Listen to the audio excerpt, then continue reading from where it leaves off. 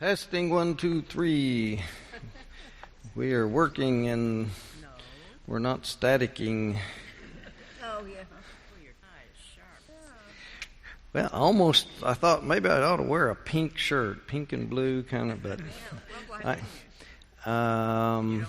no, I do. I decided it might have been a little too much. I need not quite dignified enough for Sunday morning. Yeah, but I did find this. I was looking for red for Pentecost, but I saw this and I thought that would go better. Okay, let's see. Well, I was just getting ready to start with some reflections about Rebekah from Dana Fuel, who had been one of our Barton Clinton Gordy lecturers. Before we leave her, Jacob goes away, running away from Esau, and then we never hear about Rebekah anymore. So I thought Dana Fuel does a really good job. She says that Rebekah, of all the women in Genesis, is the most clearly a daughter of Eve, meaning she moves quickly to the center stage and she takes control of situations, and she's a woman of initiative and action who upsets the status quo. And she points out great contrast between Isaac and Rebekah.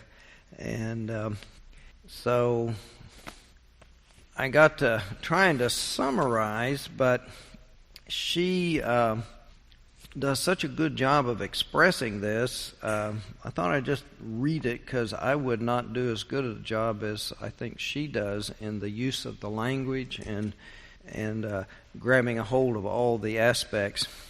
Anyway, she begins she doesn't begin. I'm going to begin where she says, Rebekah enters the scene in a swirl of activity. In the course of fetching water for her household, she shares with a stranger. She moves with intention and haste. She quickly lowers her jar, and she quickly empties it into the trough, and she runs and draws water for the camels, and she runs to tell her family of the visitor. One would be hard-pressed to find a woman in greater contrast to her suitor, Isaac, the boy who had obediently followed his father up a mountain, who had remained passive while his father tied him up, laid him on an altar, and got ready to kill him, and who was so engulfed by his father's shadow to be rendered completely invisible by him. What we know thus far of Isaac, the man, at that point in the story, is that he's content to let someone else go out and seek a bride for him. Rebekah, we might imagine, would have never stood by allowing someone else to make decisions for her. And then when she's given the decision to return with the visitor, well, she determines to go. And then she raises three possible motivations that are interesting, and I've already mentioned these as well, but it's good to review them.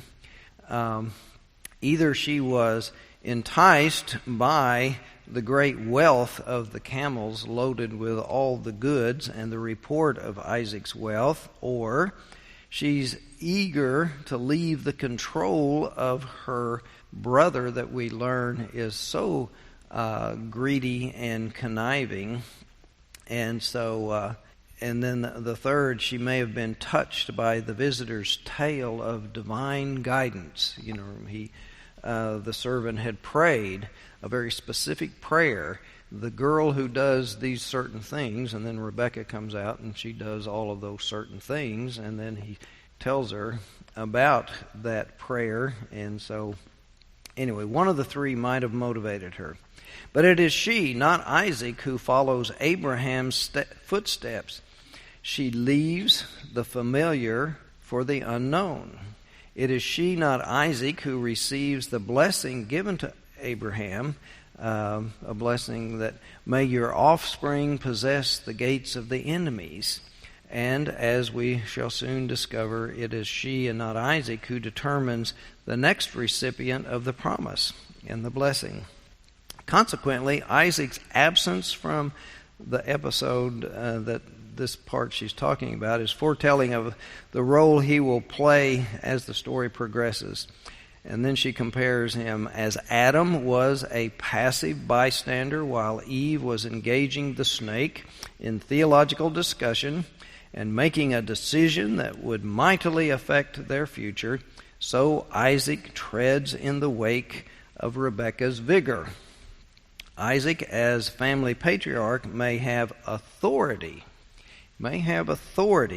That means the right to make decisions and to command obedience.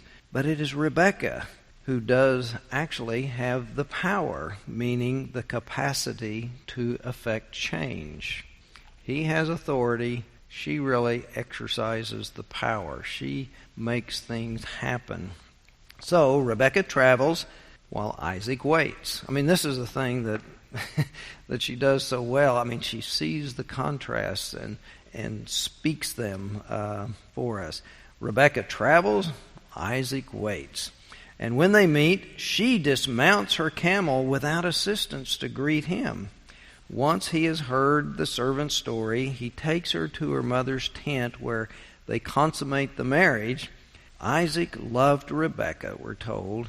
And then it says, and he was comforted after his mother's death. And this repeated mention of Isaac's mother is noteworthy, for Rebekah's family had wished upon her great fertility. May you become thousands of myriads, or may you be the mother of many children. How was she to know that her first mothering would be to her new husband, Isaac?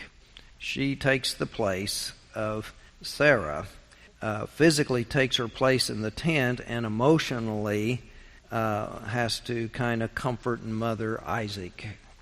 And then as far as actual mothering goes, Rebekah gets off to a slow start. 20 years pass without children. But unlike Sarah before her and Rachel after her, Rebekah does not seem to be bothered by her barrenness. She indulges in no schemes to have children. She doesn't employ a maidservant to have children for her. I mean, she just doesn't seem to be worried about it. And she does not pray about her childless condition. However, she does approach God when she is pregnant and experience great pain with the twins. But she just, without timidity, she approaches God and says, what's the deal here?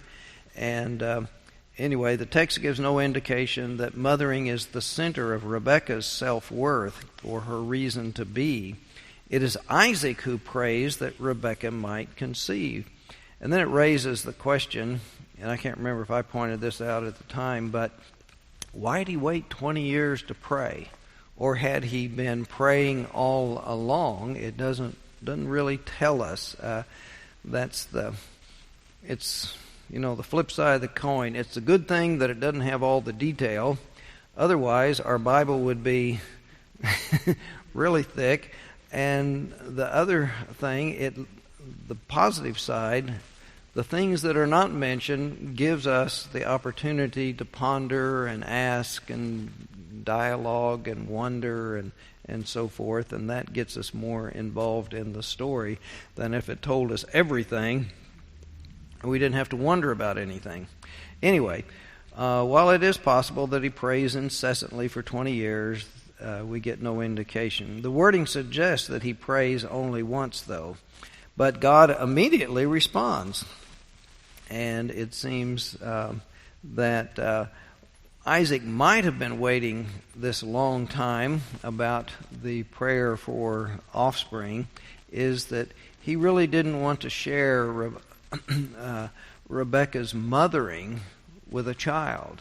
He wanted to keep all of her attention and care just for himself. Anyway, that's a speculation that we might have picked up in Rosenblatt's commentary about the family life. But anyway, Just as Eve was the mothering of all living, Rebekah is to become the mother of Israel and Edom. Moreover, if we are influenced by traditional rendering of Genesis 3:16, I will greatly increase your pangs in childbearing, the kind of punishment that Eve received for her disobedience of don't touch the tree in the middle of the garden. In pain you shall bring forth children. Well, we see Rebekah even more firmly entrenched in Eve's legacy, for Rebekah is the first woman in the Hebrew Bible to be reported to have had trouble with pregnancy. Troubled by her pain, she seeks an explanation from God, and obviously she sees no need to get Isaac's mediation in the matter. She inquires herself, and God responds to her directly. 2 nations are in your womb, God explains, divided against one another. One is to be stronger than the other, and the older is to serve the younger. Well, she keeps the knowledge to herself, and then Fuel calls that knowledge the knowledge of good and evil. So here again, making the connection to Eve, the knowledge of good and evil. And you think, well, what is that knowledge of good and evil? And then she explains, good in that there are 2 children. I mean, children are a blessing, so 2 is better than 1. And so, but the evil is that the 2 are destined to be in strife, that there won't be peace among them. And so, privy to this oracle, it's not surprising that of her 2 twins, Rebekah then favors the younger Jacob. And then the dispositions between the 2 make that even more solid. A choice for Esau is the wild man, the hunter who caters to his father, and a man who marries foreign women, creating great bitterness in the household. And then he's also a man of little concern for his rights and his responsibilities as firstborn in the family. And then again, a contrast, we look at Jacob, on the other hand, stays close to home, valuing family and property. In particular, he really values the birthright issue, and he's caring for the herds, no doubt, and taking care of his mother. And so, in her eyes, he's nearly perfect.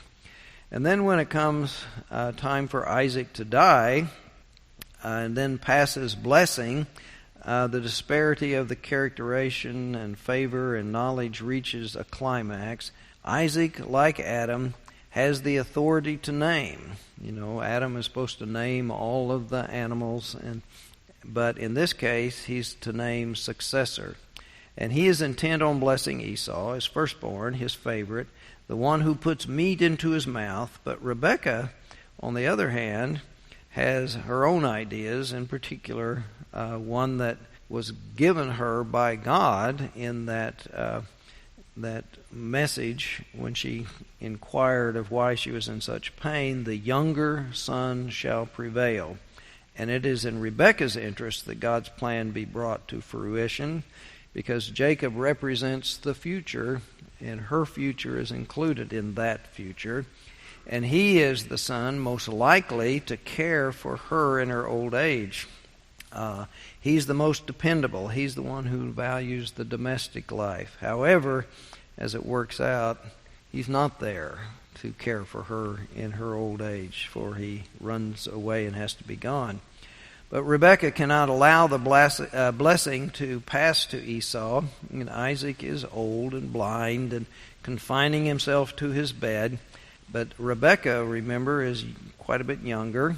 She is still young and alert. Remember, he was 40 when they were married, so she was just a young girl. So there's a great age difference there. She's young, alert, and energetic. But unlike Isaac, she knows what God has in store, and she knows what's going on all around her. And then she quotes David Jobling.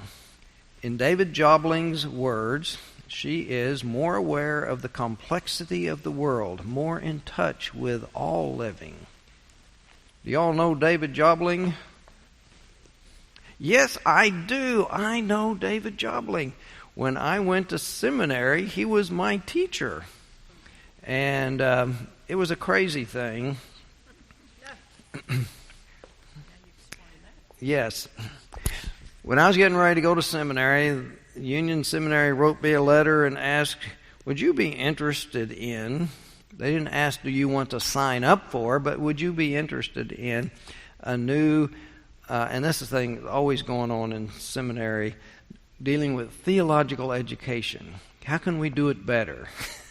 Because it's not only the ideas, but how do you prepare people for ministry? And so it was to have core groups.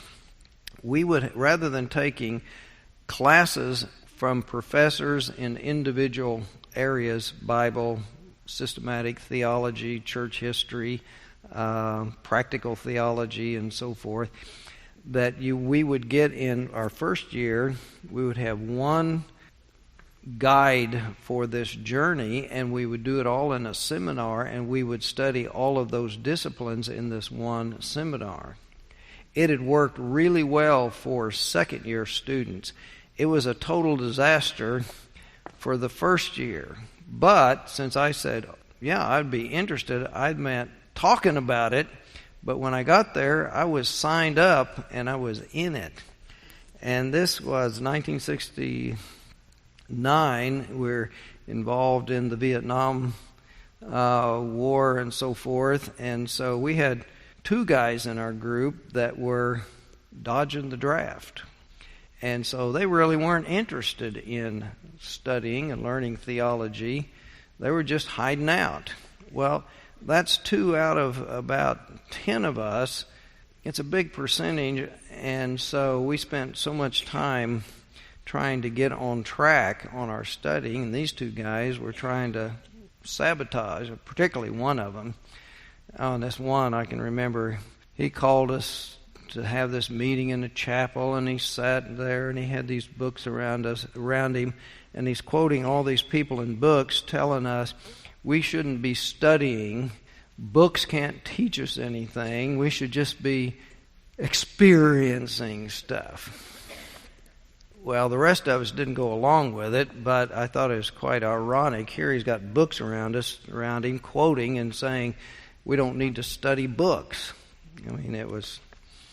Anyway, but David Jobling was our leader who was guiding us through that, and he was an Old Testament scholar working on his THD or PhD at the time. So, anyway, it was an interesting time.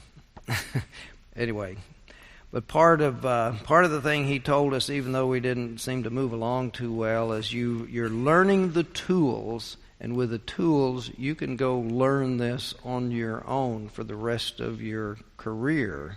And so that's partly why I'm doing this course. Came full circle and made the connection.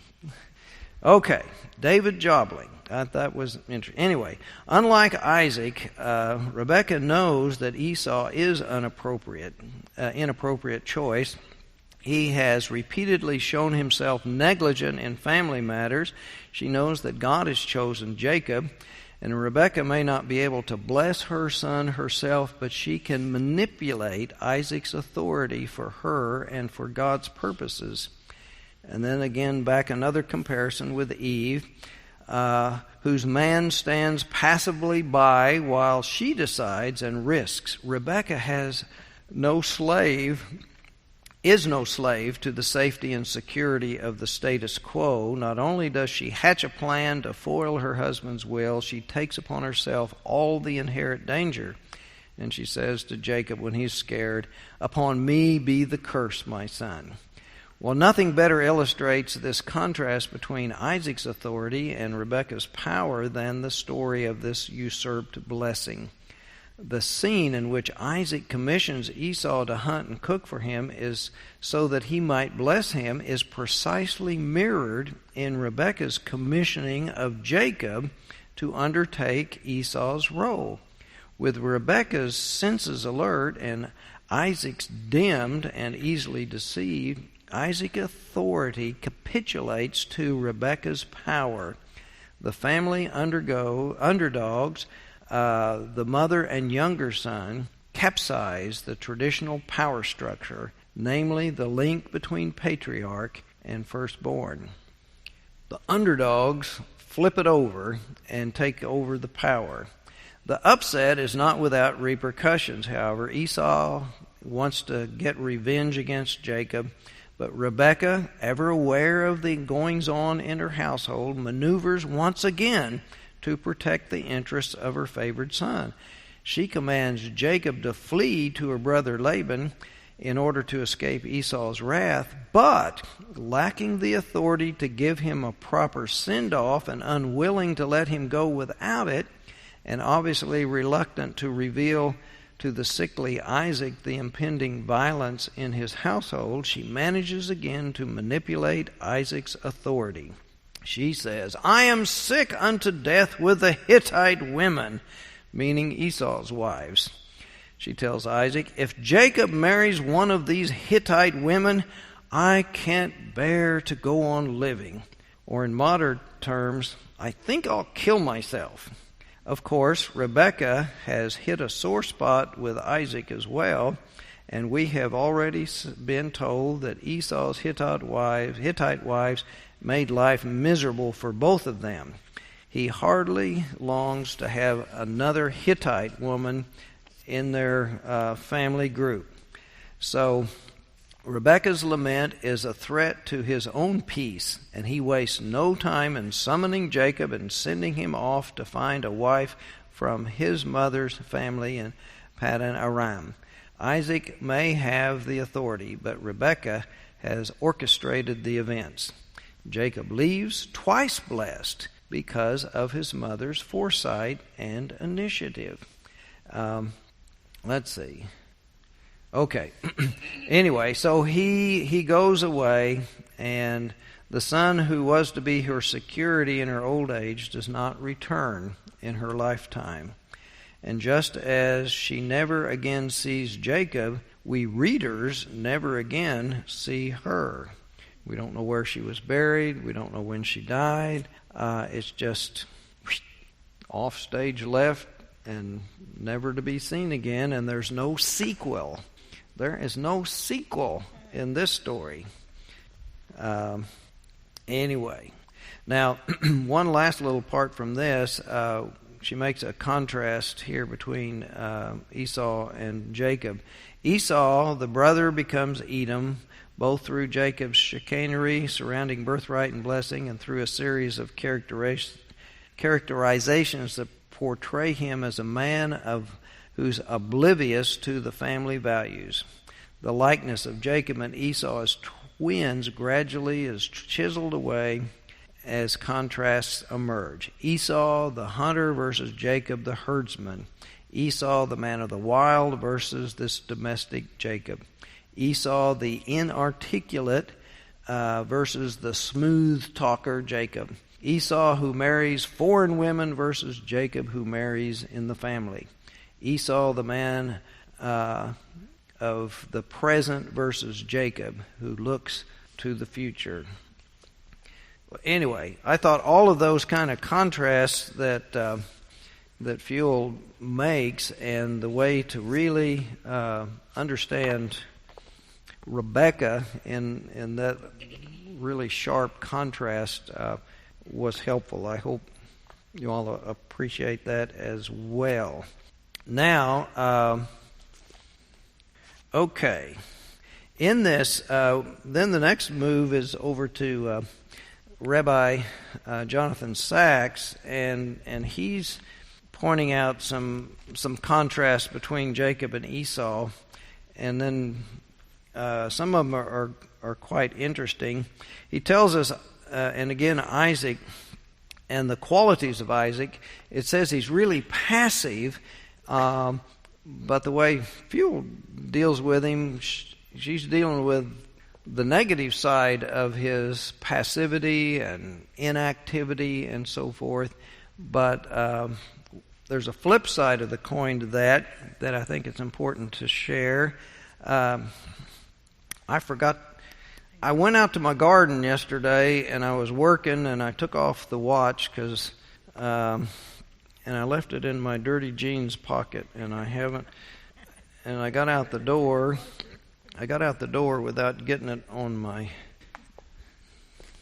wrist.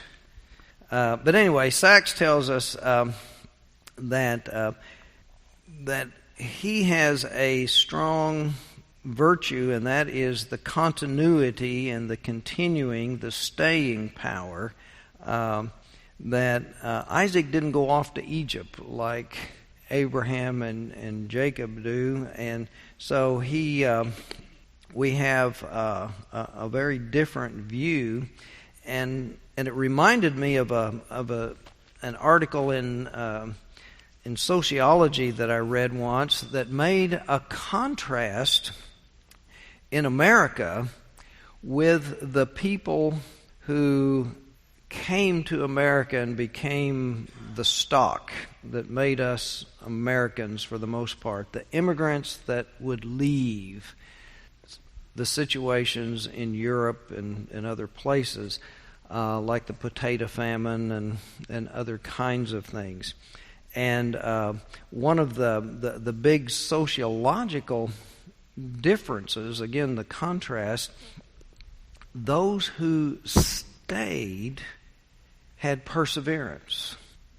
They had loyalty to the tradition and the values and a lot of things there. Those who left didn't have so much perseverance. They were willing just to pack up and leave what was there and move on. And, of course, they had to have courage to go into the unknown. They had to have courage to make all of the risks. However, there were risks in staying. We may just starve here. But in that, it said this is one of the reasons that we had a big problem of the Dust Bowl, that folks would just, that habit of, when things get bad here, we just abandon and move on. If we don't like it here, we abandon and we move on. And it was a little bit of why, when things in the inner cities got bad, people didn't stay and let's fix it and make it okay. Well, we'll go to the suburbs. And if we don't like it there, then we'll go farther and farther and, just keep abandoning and move on. It's why once you wear out a farm, you abandon it and you go start a new farm. Instead of renewing the soil and using good farming practices to keep it rich and vital, you just wear it out and move on. And so there's a little bit of that kind of contrast. And the perseverance, the staying power, does have some virtues of trying to make it work. And so Isaac had those kind of qualities that made the bridge and kept the family alive. It was a survival process. It was a perseverance to stay with the tradition. And so he's not a complete washout. But from the Jacob running off story, there the rabbi in the Hebrew tradition is trying to make some lessons out of this. And with Jacob running off, and he's frightened, and he's getting, all of a sudden, night has fallen. I gave interpretation that he's running. He's so scared, he's running, and he doesn't take the normal. Well, it's late afternoon, I'm kind of tired, I think I'll settle in, and I'll make time to make a nice camp for myself. But he's just running until it gets dark, and darkness has overcome him, and there's no more light to make a camp, so he just lays down exhausted and gets a rock for his pillow. Some of the rabbis looking at this are arguing back and forth about, ways to interpret it, and just thought night came prematurely early, that somehow this was a God thing happening. But anyway, but they're looking at this as a way of seeing examples for prayer, because this encounter with God is really in the sense of a prayer and the prayer life. And so he quotes a passage from a rites of passage, and it's saying that the experience of Jacob in the night was a liminality. And a liminality is the space between two states or territories, between where you are coming from and where you are going to. It represents transition, is marked by uncertainty and vulnerability. And he argues that the liminality sheds light on the basic distinction between society, a place of structure and hierarchy where everyone has their roles, and communitas, a community and a communion of equal individuals. Liminality is an experience of communitas, where the role, rank, status, and office fall away, and where we are bereft of externalities as soul selves without masks or ascribed identities. Hence, liminal experiences tend to combine humility and sacredness, a beautiful description of Jacob's encounter with God and of our experience of prayer.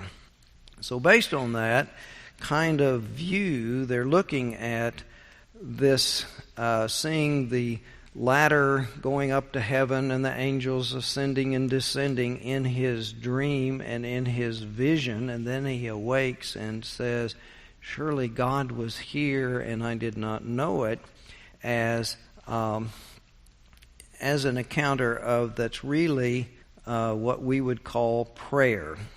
And so he says, and particularly this is none other than a house of God, and then they say house of God came to refer to synagogue for prayer, not the sacrifices in the temple, but that's what the synagogue is. It's a house for prayer, a house of prayer, the gate of heaven. So the Zohar identifies the ladder in Jacob's vision with prayer. And he says, I would like to suggest that this primal vision did not merely give us a paradigm of prayer. Its impact extends to influence the very structure of the Jewish liturgy. And he says it has a structure of ABA, which goes like this: ascent, climbing the ladder, standing in the presence. B, C, descent, coming back down. And so that attitude of prayer is one that he says, prayer is a ladder stretching from earth to heaven, and on this ladder of words, thoughts, emotions, we gradually leave Earth's gravitational field and we move from the world around us, perceived by scenes, to an awareness of that which lies beyond the world, the Earth's creator. And then he says the first stage is the climb, the second is standing in heaven, and then the third is bringing a fragment of heaven down to earth. For what Jacob realized when he woke from the vision is that God is in this place. Heaven is not somewhere else, but it's here. If heaven means the abode of God, where God lives, it's not off there, but here. Even if we're alone and afraid, if only we realize it, and we can become angels. Now, angel, we know the original translation was messenger of God. It was a name for a function, not a classification of being. The original was a function, and so that function is messenger of God. So we can become angels, God's agents and emissaries. We can ultimately even struggle with God and with men. And if, like Jacob, we have the ability to pray and the strength to dream and the openness to see the transformations that can happen in the difficult spaces in between. So, anyway, I thought that part was quite interesting reflection on that passage. If we were just reading through, we wouldn't have thought about that. But the Hebrew folks, for whom these passages are very important, part of who they are. How much time have we got? Okay, we're moving along. Well, he goes on to another thing of in the prayer traditions, with Jacob representing night, he sees his great vision, his epiphany, his revelation, this ladder and angels at night. In the latter story, he struggles. A later story, he struggles all night with the adversary. Remember when his hips knocked out a joint? That's another nighttime. That's when he's coming back. The ladder and the angels is when he's leaving. 20 years later, he's coming back, and he still has a night vision in the boundary area between the where he's been and where he's going. But anyway, Jacob is the man who discovers God in the midst of his fear at night. And Sachs explains that in the Jewish tradition, recognizes that Abraham, Isaac, and Jacob represent three different religious experiences, and then therefore prayer times and prayer occasions. He explains that the Jewish tradition sees Abraham, who rises early to begin a quest for God. He is a creative religious personality seeking something new. He sets out on a journey. He knows not where it will take him or where he will end up. He's not fleeing in fear. He's going forth, and he is armed only with a faith that trusts that those who seek shall find. So Abraham represents that morning prayer, the beginning of the day, going out into the world. Isaac's prayer is the evening prayer or late afternoon prayer as a conversation or a dialogue that one speaks and listens and responds. He represents the religious experience of conversation between the Word of God and Word of mankind, and he represents those who are steady, regular, disciplined in the faith. He's been out there working, doing his job, doing his duty, persevering. He's not quitting early. The prayer is to hang in there, to keep on going.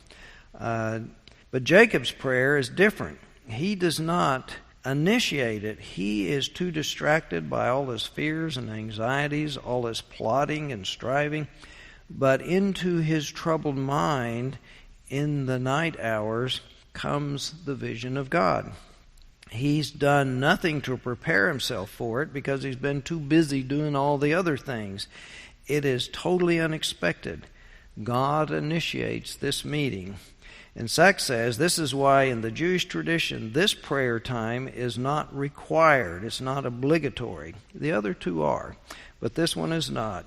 It's not a regular obligation because it's God's time, not ours. It's when God encounters us with a vision, an insight, a voice, a call that we can never know in advance, but when it comes, we are left transformed. We are changed.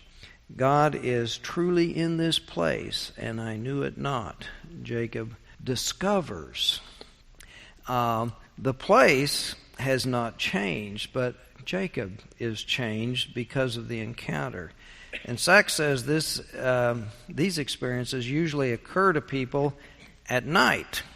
It's kind of logical when we're busy during the day and there's so much going on, so many distractions, where our senses are bombarded by sounds, by visions, things that are always around, making noise, or lights and things. The auditory and visual stimulus are bombarding us in the day. But in the nighttime, it's dark. Things get quiet. Not so much visual and auditory stimulation, unless you leave the TV on and the radio on and that sort of thing. But we can listen at those times to our inner self and to our fears, our worries, our anxieties, our inner spirit. And often it's a time when we can't sleep, either lying awake in bed or we get up and sit in the dark when we are concerned and troubled by something heavy weighing on our heart or tumbling around in our mind. And Zach says, when we are alone and afraid and vulnerable, close to despair, when we least expect it, we can find our lives flooded by the radiance of the divine. Suddenly, with a certainty, we know we are not alone, that God's Spirit, and for us Christians it could be Jesus or Holy Spirit, whatever our sense of visualizing or naming that presence, but basically God, and we realize God has been there all along, and we just kind of woke up to it.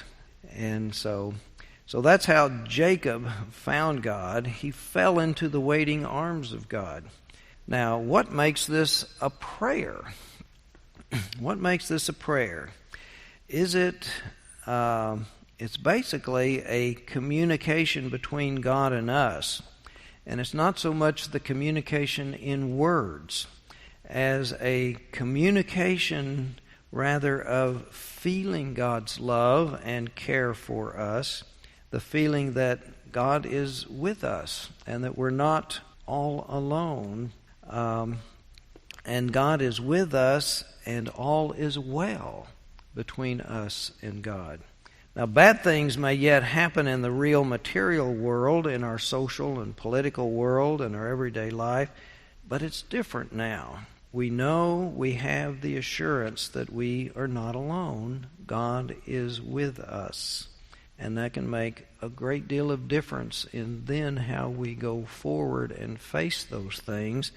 And if we go forward and we are somehow different, then we perceive and react differently.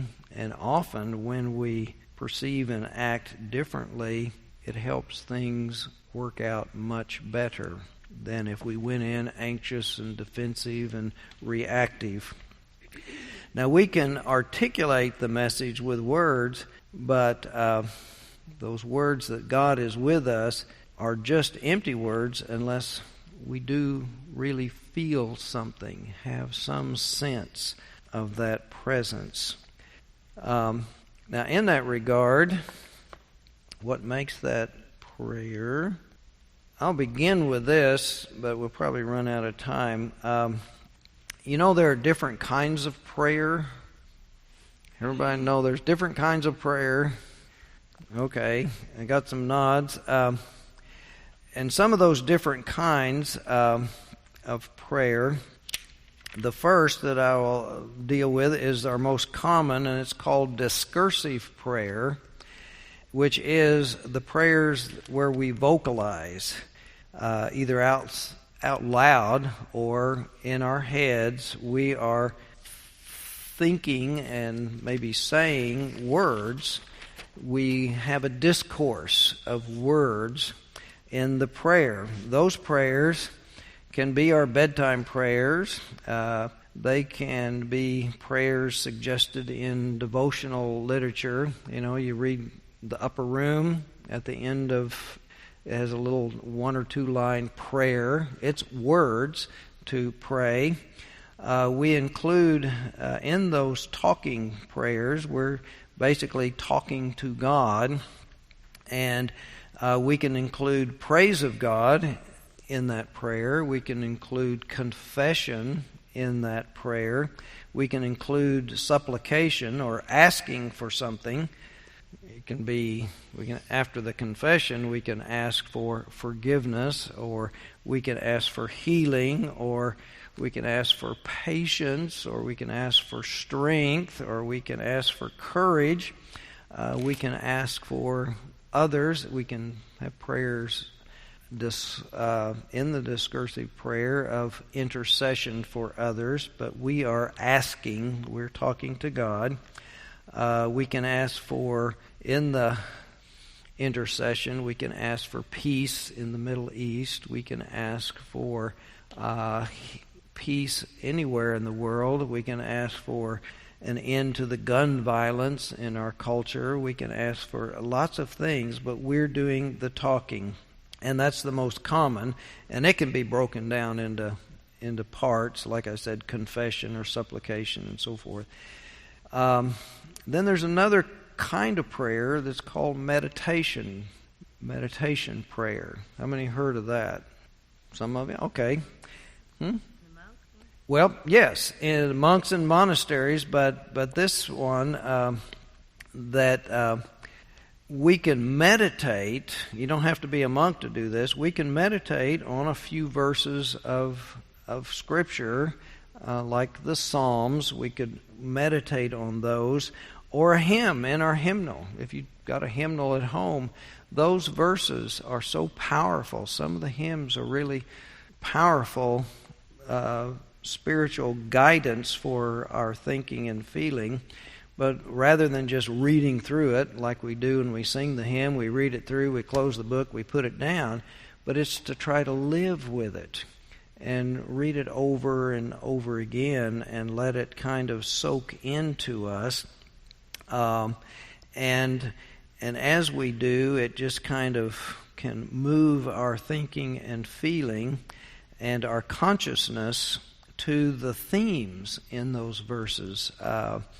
Or it can be an opening of our mind and heart for God or the Holy Spirit to put a different thought or concern into our mind and heart as we're meditating, focusing on those words.